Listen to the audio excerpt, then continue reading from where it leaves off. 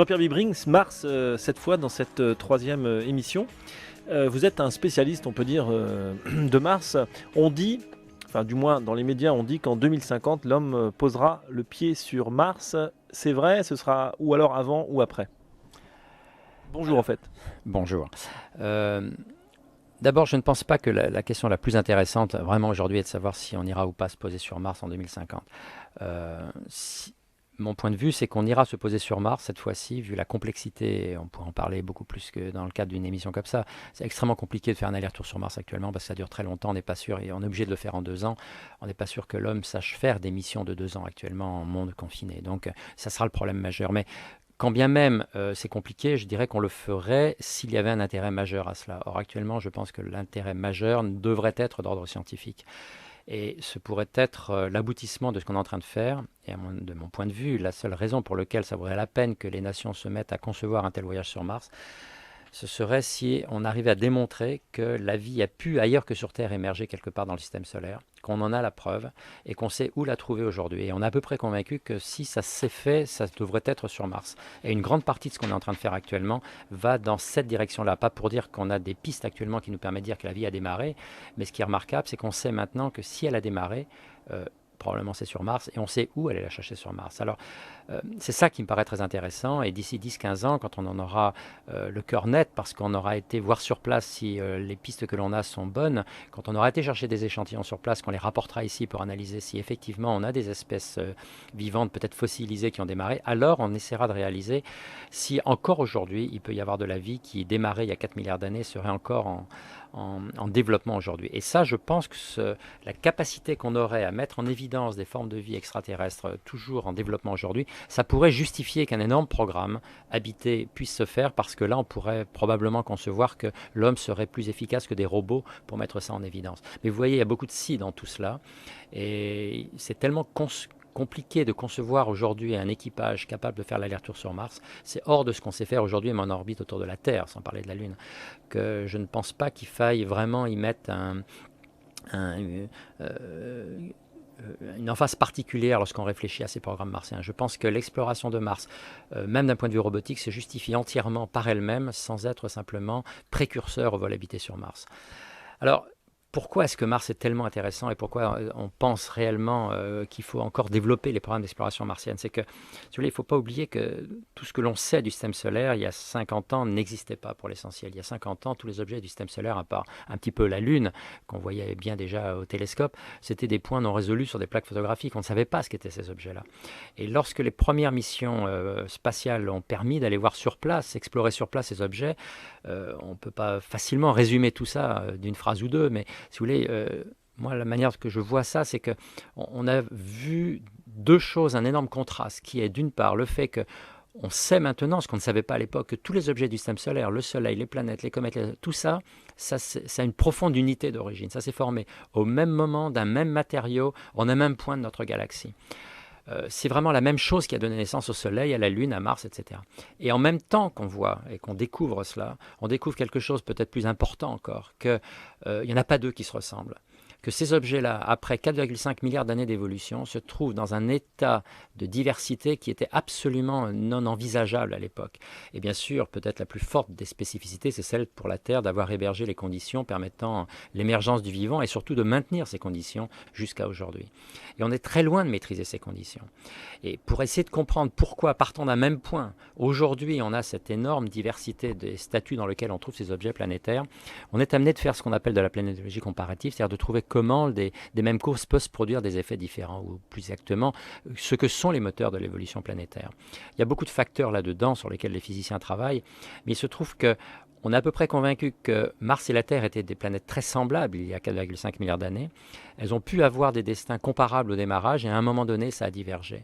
Eh bien, Mars, parce qu'essentiellement elle est plus petite que la Terre, elle a cette capacité aujourd'hui de nous permettre de relire toutes les étapes qui jalonnent l'histoire d'une planète comme la Terre, sauf que dans le cas de la Terre, à cause de la géologie, on a effacé toutes ces traces. Dans Mars, elles sont encore présentes. On a encore à la surface de Mars des terrains qui datent de toutes ces étapes-là. Et en particulier, il y a une étape tout à fait particulière qui est celle qui, tout à fait au début de l'histoire de l'évolution martienne et terrestre, ont permis à de l'eau d'être liquide probablement sur de longues périodes. Et la question est de savoir, est-ce que Mars a bien connu cette époque où l'eau était liquide, et est-ce que dans ces océans éventuels, il a pu y avoir, comme sur Terre, possibilité pour que de la chimie évolue vers de la biochimie. Eh bien, ce qui est remarquable, c'est que jusqu'à il y a 3-4 ans, cette question-là était une question qui n'émergeait pas au domaine de la science. C'est-à-dire qu'on avait des idées, mais on n'avait aucun moyen de savoir. Parce que quand on regarde Mars, on voit des structures qui laissent penser que de l'eau a coulé. Des canaux, etc. Des canaux, des fleuves. Des calottes. Des calottes, mais les calottes, c'est de l'eau gelée. Il y a même mieux que ça. On voit vraiment des structures qui ressemblent à des fleuves asséchés. Eh bien, des sondes se sont posées dans ces endroits-là, et on s'est aperçu que dans ces endroits-là, c'est les endroits peut-être les plus secs, les plus arides. De l'eau a bien coulé, mais elle a coulé à un moment où elle n'était pas stable, elle était liquide. En même temps qu'elle coulait, elle s'évaporait, elle a disparu de la planète. Et ces fleuves, ça paraît trivial de dire que sur Terre, quand vous avez un fleuve, il se jette quelque part. Eh bien, les fleuves martiens ne se jettent pas quelque part. C'est comme des grandes inondations ça s'est passé 1 fois, 2 fois, 10 fois, mais ce n'était pas des phénomènes entretenus. Donc c'est pas là qu'on va chercher et trouver si éventuellement de l'eau était stable et si de la vie a pu démarrer. En revanche, on en a montré que dans des terrains très cratérisés qui datent du moment où toutes les planètes étaient bombardées parce qu'il y avait des millions d'objets qui sont fracassés les uns sur les autres dans les premières dizaines de millions d'années de l'évolution des planètes, alors à ce moment-là sur Mars, il y avait une atmosphère et que cette atmosphère permettait, parce qu'il y avait des gaz à effet de serre, à l'eau d'être stable. Et probablement c'est là qu'on va trouver, si jamais ça a pu effectivement apparaître, des fossiles des premières espèces vivantes martiennes. C'est là en tout cas que les prochaines missions martiennes, aussi bien américaines l'année prochaine et européennes 4 années plus tard, devraient aller chercher des traces de vie qui éventuellement auraient démarré il y a 4 milliards d'années.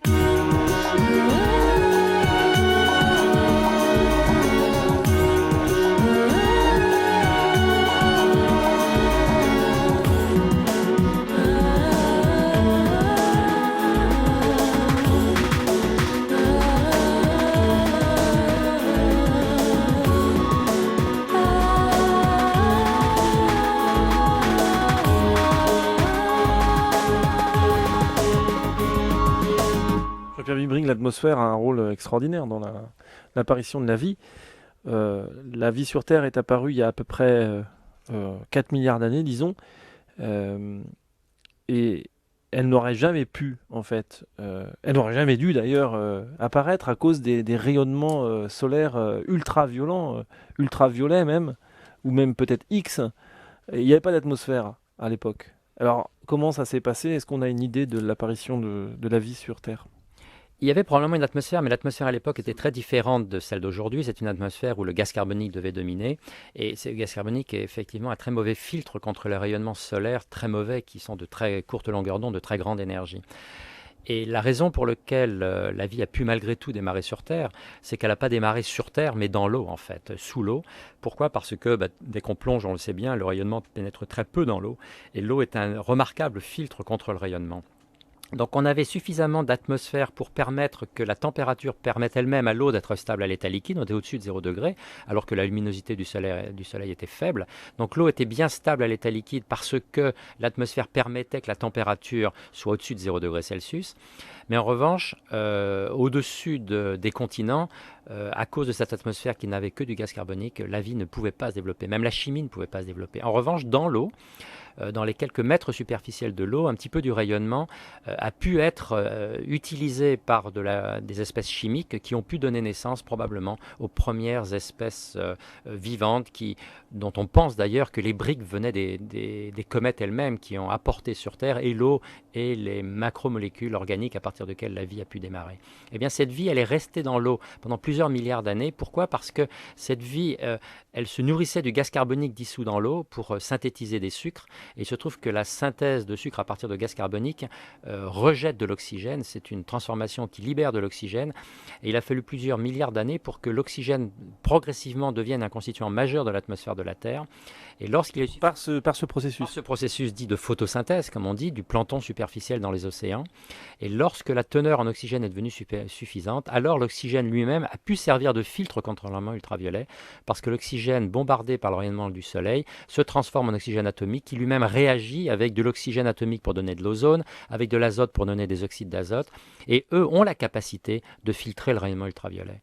Et donc c'est cette interaction qui finalement a permis à l'atmosphère d'être un filtre qui a permis à des espèces de sortir de l'eau vivante pour aller envahir les continents, mais très récemment, il y a quelques centaines de millions d'années seulement.